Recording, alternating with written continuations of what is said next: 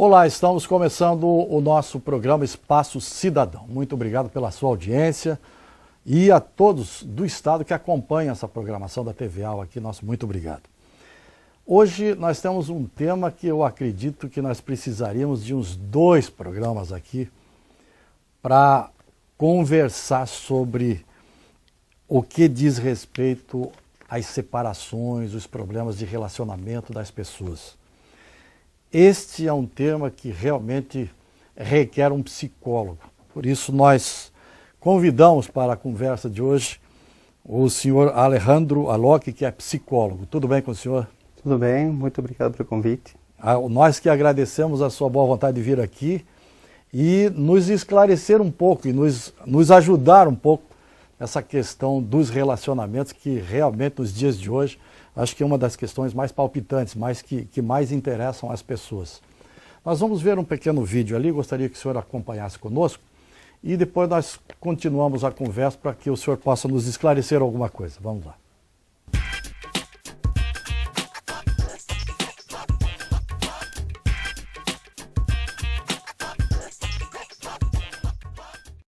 Casamento, palavra que na teoria deveria ser sinônimo de amor, confiança e muito respeito. Só que na prática nem tudo parece ser tão perfeito. Eu acredito que hoje em dia o pessoal já nem casa mais por amor, às vezes até por conveniência, por solidão. Então, um relacionamento assim eu acho que não tem muito futuro. E diante de tantos problemas conjugais, fica a pergunta: o que é preciso para um casamento durar a vida toda? Um precisa confiar no outro, respeito, cumplicidade. Isso, basicamente isso. Qual o principal? O principal é a confiança. Teoricamente, os jovens já sabem como manter um casamento feliz pela vida inteira. Mas, na prática, a tarefa pode ser um pouco mais difícil. Maria e Gentil têm bastante experiência no assunto. Em novembro de 2015, eles irão comemorar 50 anos de casados. Mas, ao todo, são 55 anos de história juntos. Era o jeito dele, ele tinha um jeito assim que chamava a atenção da gente, né? Ele era um cara diferenciado. É um bobalhão. O que tu fez para ela se apaixonar? Conversei legal com ela, né, contei uma história. Parece que por aqui, além do carinho e do respeito, o bom humor é a peça fundamental do casamento. A longa caminhada desses 55 anos mostra que a vida é feita de sorrisos e de romantismo. E quem disse que não é preciso de muito, muito amor? Eu queria dizer que eu amo ele, né? E que pretendo sempre continuar amando, ser fiel e fazer tudo que eu posso de bom para ele, né? Porque ele merece. É o amor da tua vida? O amor da minha vida. Ela é o amor da minha vida.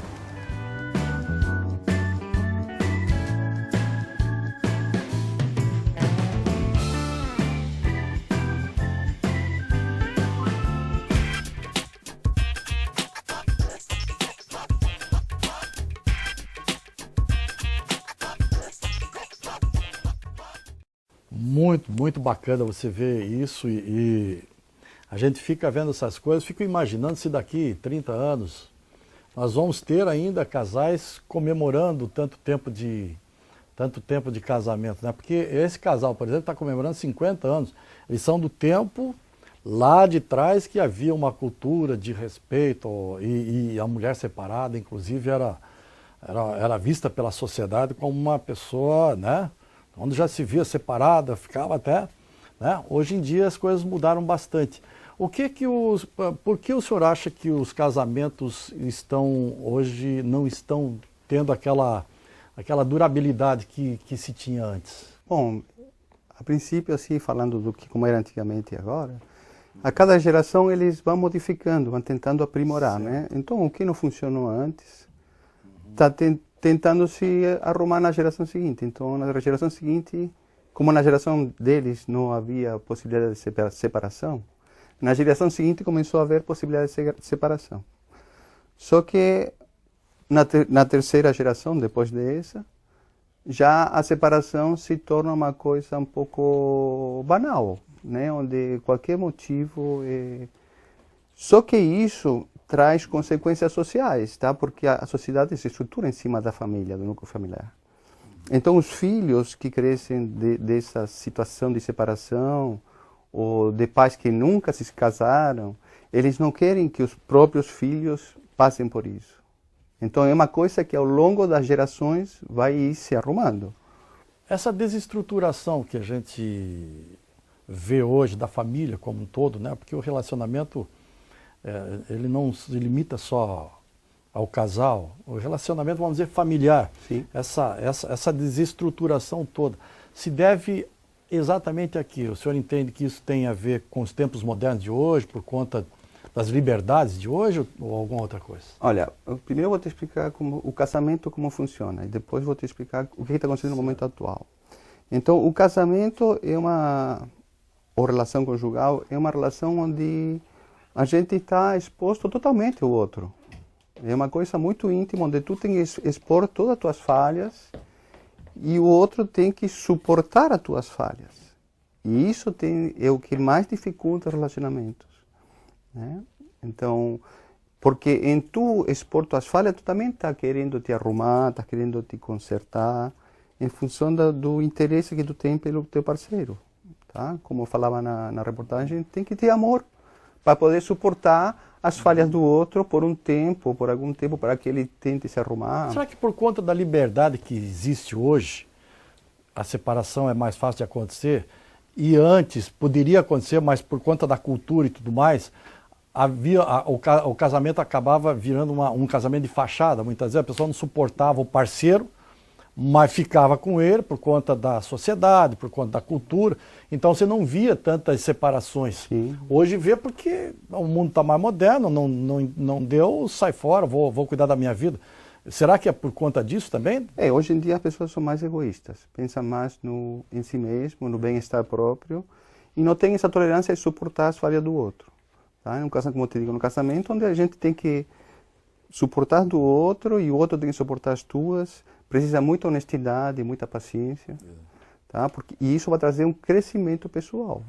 A questão das redes sociais e a internet, Sim. Isso tem colaborado também, senhora? Sim, tudo isso colabora, porque é usado de forma egoísta, né? Onde eu vou no meu interesse e esqueço da relação, não priorizo a relação, vou no meu interesse individual, né?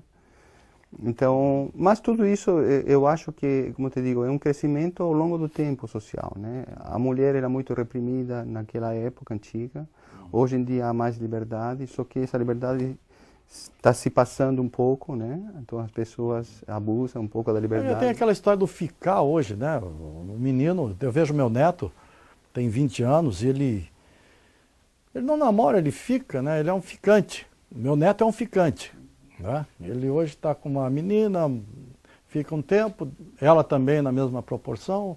Agora ele está com uma que, inclusive, ficam meio juntos, aí passa 2, 3 meses, cansou. Aí vou tocar a vida, vou arranjar outra. Né? Isso depende da idade, não sei que idade tem teu neto. 20 anos. Mas idade que ainda eles estão experimentando, se relacionar. Fazer um test drive? Na fase do test drive. Exato, tá se conhecendo o corpo, conhecendo o sentimento, como ele sente, como ele se expõe ao sentimento do outro, vivenciam coisas muito intensas, né? Mas depois, quando isso se estende após os 30 anos, então aí tem um alarme, né? A pessoa ficou ainda num estado infantilizado, não cresceu, né? Nesse período. Exato. Para se manter um casamento hoje, para se manter um bom relacionamento, um relacionamento saudável, né? Porque tem muita gente que se relaciona, vive casado, mas se suporta, isso não é casamento. Né? Para se manter um bom casamento, qual é o segredo? Onde está o segredo de um bom relacionamento duradouro? Qual é a compatibilidade sexual, compatibilidade... vamos dizer que depois de um certo tempo o apelo sexual deixa de existir com tanta ênfase, e aí seria a química mais a nível de interesses, de objetivos. Olha, a química sexual, se realmente o casal tem química, ela não desaparece, tá? lógico que no começo do relacionamento tem química sexual. Todo mundo tem. Geralmente tem, né? No começo tá tudo tem. Então, assim, mas depois de 1 ano, 2 anos, vamos estar com um prazo legal, né? Se depois de 2 anos ainda tem química sexual, então pode ficar tranquilo que vai durar. Ou seja, uma parte fundamental é a química, porque se não tiver química, depois do longo do tempo, a pessoa não vai querer viver frustrada sexualmente e vai acabar buscando outras coisas. E a outra parte é o interesse pelo outro, pelo bem-estar do outro. Mas isso tem que ser mútuo, é uma mão dupla, né? E ter também interesso pelo objetivos em bem-estar. comum, né? E objetivos em comum, né? Se um tem uma direção, né, e outro tem outra, aí é difícil a convivência, né? Qual a maior reclamação das mulheres em relação aos homens e vice-versa? O senhor tem uma ideia assim, não? Tanto os homens como as mulheres, eu acho que há um problema de saber qual é o lugar. A mulher tem que saber qual é o lugar dela como mulher. E o homem tem que saber o lugar dele como homem. E isso hoje em dia está muito confuso. As mulheres, elas estão confusas se é papel delas ou é do homem, tá? E vice-versa. Então, as coisas ficam muito confusas. Não é que um homem não possa exercer algumas atividades que são mais da mulher, por exemplo, a maternidade nos primeiros anos de vida. Não é que o homem não possa exercer. Ele vai exercer de uma forma feminina, como a mãe faz. Mas depois, por exemplo, na criação dos filhos, estou falando, né? Mas em outras atividades também. Depois, na adolescência, que se precisa mais de uma atitude mais masculina com os filhos, para botar limite, não sei o quê. Então, esse é o momento do homem atuar na relação. E a mulher, na verdade, quando ela tem que atuar com um adolescente, vai ter que chamar o masculino dela para botar firmeza, mas ela não tem no seu consultório. No seu consultório, o senhor frequentam mais as mulheres ou os homens? Com essa questão, com esse tipo de problema? Não, é meio a meio, assim, 50%. Não? Os homens normalmente procuram em separado ou o casal procura? Eu atendo bastante casal, tá? Mas os casais eu não atendo os dois juntos na sala, porque geralmente cria uma briga e eu não estou lá para assistir briga. Então eu nem ficar de um lado ou de outro. Então trago vejo a questão de um. Depois escuto o outro. Escuto o outro, mas eu trabalho sobre as questões de cada um. Não fico falando, teu marido está reclamando tal coisa ou tua mulher está reclamando tal coisa. Isso eu deixo para ele se arrumar fora, tá? Eu só trabalho a questão da reclamação para a pessoa poder trabalhar melhor essa reclamação dentro da relação e achar soluções como casal. Isso faz crescer o casal. Eles mesmos vão achando soluções. Eu vou encaminhando para eles mesmos criar soluções. Para eles encontrarem uma zona de conforto. Exato. E cada casal, no relacionamento. Né? Cada casal tem é diferente. Então por isso eu não intervenho muito nesse sentido. Porque cada casal tem um funcionamento diferente. A mesma pessoa funciona de formas diferentes com diferentes parceiros, tá? Por exemplo, um homem com diferentes parceiras é diferente. Situação financeira atrapalha no relacionamento, não? Depende dos valores morais da pessoa, tá? Se as finanças são importantes para um dos dois e para o outro não, isso dá uma disparidade.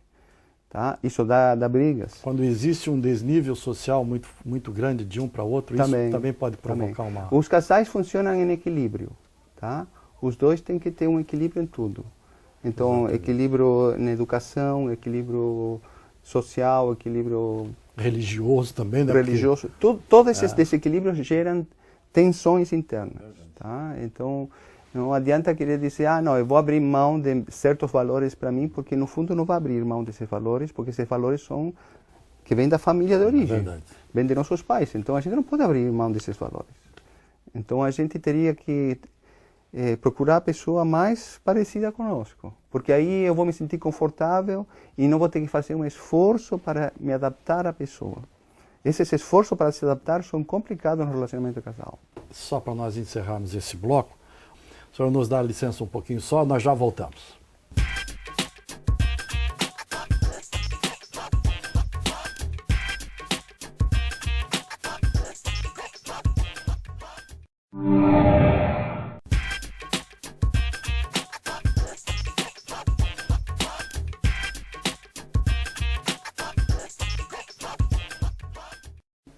Muito bem, mais uma vez, muito obrigado a vocês que acompanham essa programação da TVA, especialmente aqui o programa Espaço Cidadão. Hoje, como eu já falei no começo, nós precisaríamos de 2 programas aqui para nós abrangermos bastante esse assunto chamado relacionamentos, né? Relacionamentos. Eu vou pedir licença ao senhor Alejandro, que nós temos telespectadores que também têm curiosidade e gostariam de saber alguma coisa do senhor fazendo perguntas. Nós vamos ao primeiro telespectador. Mágoas do passado podem atrapalhar uma nova relação? Mágoas do passado podem atrapalhar uma relação. O que o senhor pensa disso? Como ela fala mágoas, fica um pouco meio genérico, mas eu suponho que essas mágoas geram um medo.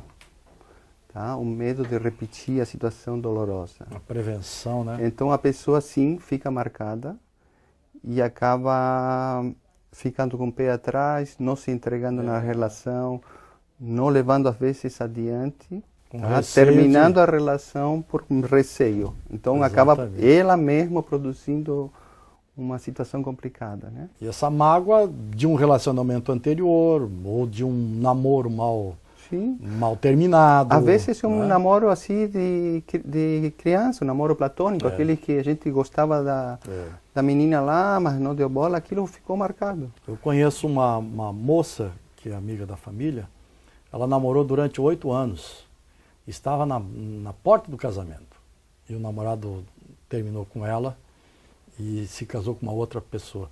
Quer dizer, e ela é solteira, hoje está com quase 30 anos. Isso é uma coisa bem típica da mágoa que ficou e o medo de enfrentar um novo relacionamento. Né? Fica a marca do abandono. Exatamente. Tá? A pessoa fica marcada na psique dela, né? Então tem que trabalhar essa marca para desfazer, para a pessoa conseguir, não só trabalhar, né? Trabalhar no psicólogo e se expor a uma relação e ver que pode confiar e pode se... Doutora Alessandra, vamos ver a segunda pergunta do programa. Eu queria saber qual é a diferença entre paixão e amor. Pode notar que são sempre jovens, né, que estão fazendo as perguntas entre paixão e amor, bem típico para ela, né, da idade dela. A paixão é uma projeção do meu ideal de parceiro, vamos dizer. Eu como homem tenho uma ideal de mulher e eu projeto numa namorada nova, uma pessoa nova, na qual não conheço, né? E começo a colocar adjetivos na pessoa que na verdade não tem. Então depois, ao longo do tempo, né, ao cabo de 6, 8 meses, 1 ano, esse contraste entre meu ideal de mulher e a mulher real começa a ruir.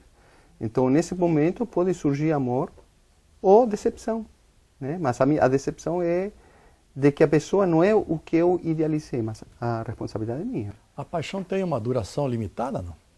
2 anos no máximo. Dura tudo isso? No máximo. No máximo? No máximo.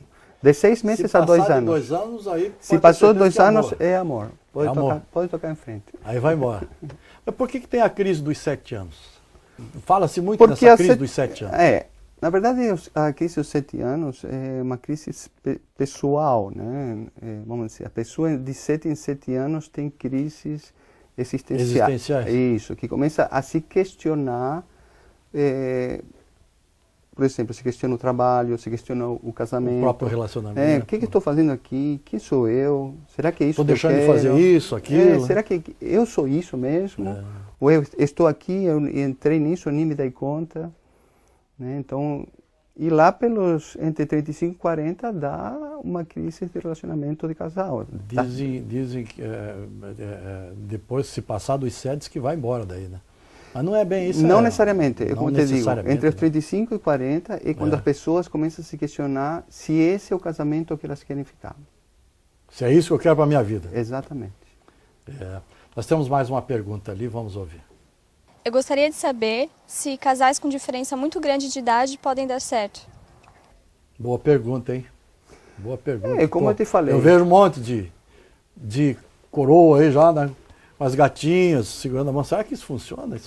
Esse tipo de relação dá certo? Como eu falei antes, tem que haver equilíbrio, igualdade de equilíbrio. Senão um vai ter que se esforçar para se adaptar ao outro.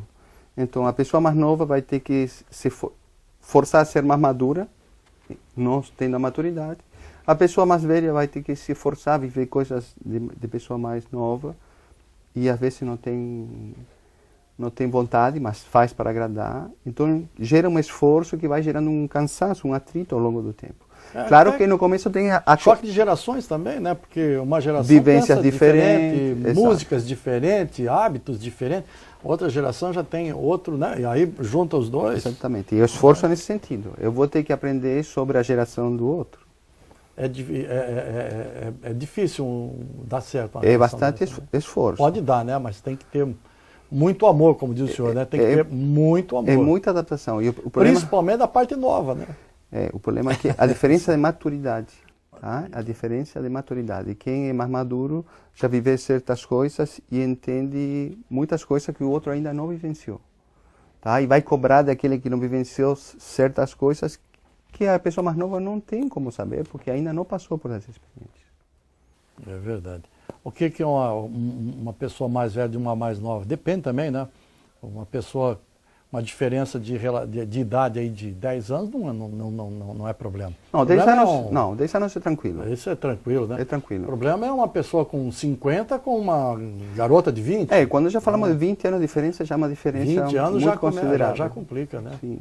Talvez não no começo, mas na sequência, né? Na sequência vai dar problema. Claro que se um homem de 35 com uma mulher de 20, mesmo sendo 15 anos, vai dar complicação. Porque a de 20 ainda tem que viver todas as experiências da adolescente que nós estamos falando, né? Então ela ainda está indo para as festas, está conhecendo várias pessoas e ela precisa viver aquilo lá. Então o homem de 35 ele já está querendo formalizar e ele está forçando uma menina de 20 a formalizar e ela não está no momento de formalizar. Vamos ver mais uma pergunta ali. Por que a maioria dos homens não consegue demonstrar carinho da mesma forma que as mulheres?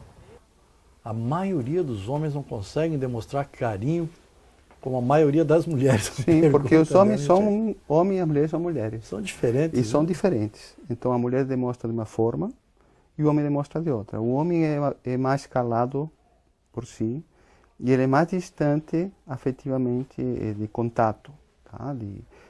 E as mulheres são mais de estar em contato. E isso se deve como a natureza cria os homens e as mulheres. Porque na adolescência, quando desabrocha a sexualidade, as meninas contam para a mãe que tiveram a menarca, elas mantêm essa intimidade e se torna mais íntimo. Então, entre as mulheres, a intimidade fica mais forte. O homem, quando ele tem as primeiras ereções e ejaculações, ele não conta jamais para a mãe. Então, ele já toma uma distância da mãe e das mulheres e fica em silêncio. E não quer contato físico, tá? Porque tem vergonha que a mãe toque nele, né? Ou abrace ele. Então, a partir dali, ele toma uma postura mais distante nesse sentido. Mas não é que ele não sinta afeição, tá? Ele sente amor e carinho, mas o contato e a expressão da intimidade fica um pouco mais distante. Acho que a mulher precisa ser uma criatura mais delicada, mais envolvente, ela transmite mais carinho já por natureza mesmo, né? Sim. O homem já é um pouco mais bruto, mais, né? Ele já tem mais aquela dificuldade de se expressar. Mas isso ali é certo, sabe? Porque, como eu estava te dizendo, na adolescência, o adolescente precisa da dureza do pai. Se o pai foi muito carinhoso, muito maternal, muito feminino, ele vai se criar muito sem limites e essa falta de limites traz insegurança para o adolescente. Tá? Quando o homem, o pai, bota limite no adolescente, ele se sente seguro, se sente protegido, meu pai está cuidando. Embora ele não saiba conscientemente que se sente protegido. Mas você pode perguntar para os adolescentes que os pais não ficam muito em cima, o que eles sentem, e eles sentem temor, eles sentem desprotegidos, que os pais não se interessam por eles. Então, essa função do homem ser um pouco mais rude, mais distante, é uma função que faz bem na criação do filho na adolescência. Como está muito em moda, eu vou lhe fazer uma pergunta que não está nem no script aqui, mas está bastante em moda, né? Os relacionamentos homossexuais. Um relacionamento homossexual, ele tem possibilidade de ser duradouro? Teria que ver essas estatísticas. Assim, eu não conheço muitos casais homossexuais que tenham durado muito tempo, tá? Geralmente eles são bastante instáveis, tá? Mas não quer dizer que não tenha exceções, tá? Conheço também pessoas que estão há muito tempo juntos, mas são relativo, menos, né? São poucas, tá? E depende muito dessa afeição que você tem pelo outro, do suportar a fragilidade do outro. Companheirismo também, né? Tem que ter esse companheirismo de o outro, por exemplo, tem um problema, o outro é nervoso, o outro xinga, e o outro tem a paciência de suportar isso e com amor, não suportar e engolir, senão ver, pô, meu parceiro ou minha parceira está com dificuldades, eu vou segurar, vou esperar se tranquilizar, depois eu vou conversar. Ter esse companheirismo, essa paciência, não levar a ferro e fogo e pensar que é contra mim, que é pessoal. Ah, está fazendo contra mim. Não, não é contra mim. A pessoa está tendo uma crise naquele momento só. Nós temos tempo ainda para mais uma pergunta, né? Vamos fazer. Então vamos à última pergunta do programa. O que é preciso para um casamento dar certo? Nós quase que já abordamos isso, mas era bom o senhor dar mais uma enfatizada. Aquela parte sexual ter química e ter alterismo, né? Alteridade, né? Se importar com o outro, não ser tão egoísta. Também não é se esquecer de si. Se a pessoa que se esquece de si para cuidar do outro, aí também cria um desequilíbrio. Mas tem que ter um bom espírito de renúncia, né? Tem que ter uma abertura para entender que os problemas do outro são do outro e não são meus. Tá? Eu tenho os meus, o outro convive com meus problemas, mas ele não tem a responsabilidade de solucioná-los, nem eu a responsabilidade de solucionar o problema dos outros. No relacionamento há muita demanda nesse sentido. Ah, porque você me fez tal coisa. Mas se você me fez tal coisa, muitas vezes é uma projeção do meu problema. Eu tenho um problema, projeto no meu parceiro o meu problema e acho que é ele que está gerando esse problema. Mas não é. É a minha forma de ver o mundo, que eu tenho que modificar. Doutor, o senhor deve ter no seu consultório, provavelmente, a visita de muitas pessoas que acabaram tendo problemas de relacionamento por conta da depressão. Né? E a depressão nos dias de hoje é um assunto bastante sério. Ela é um fator muito primordial para uma separação? Essas depressão. Tipo de doenças assim mais graves, de psicológicas, né? Se o companheiro não tem amor e não tem compreensão, provoca separação, né?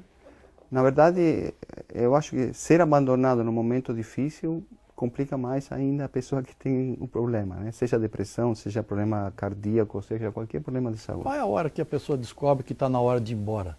A hora que começa a falta de respeito, ainda não chegou na agressão, mas já começa a falta de respeito. Ela começa a xingar, aquela coisa. Você já está chegando a hora de ir embora? Essa falta de respeito acontece no começo, não precisa ser no final, tá? A falta de respeito já existe. Mas isso desemboca numa separação, É não? quando a pessoa não tem mais energia, não sente mais energia, vitalidade para estar presente na relação. Não tem mais força para ficar. Então, não tem como ficar. Na verdade, é como que a coisa naturalmente diz, não consigo estar mais aqui. Doutor Alejandro, falei direito agora, né? Doutor Alejandro. Sim. É um prazer conversar com o senhor. É uma pena que o programa está terminando. Quero lhe agradecer penhoradamente pela sua presença aqui e aos nossos ouvintes também. O senhor fica à vontade para fazer as suas últimas considerações. Bom, eu agradeço a oportunidade de falar. Como você disse, tem para falar 2, 10, 20 entrevistas, porque sempre vai ter assuntos. Se a gente trazer perguntas de telespectador, sempre vai ter coisas novas. E eu queria falar uma coisa que acho que é importante, tá? Na relação de casal, a gente sempre traz para dentro da relação de casal a relação de nossos pais.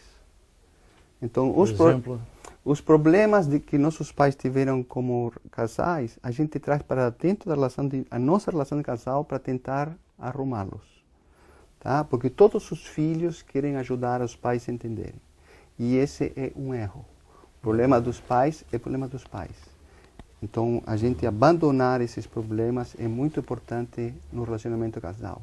E tentar construir o meu, que o meu já tem os meus problemas pessoais. E não é preciso trazer os dos meus pais e minha parceira trazer os dos pais dela. Verdade. Obrigado pela sua presença. Muito obrigado também pela oportunidade. Um grande abraço a vocês todos. Semana que vem estaremos de volta.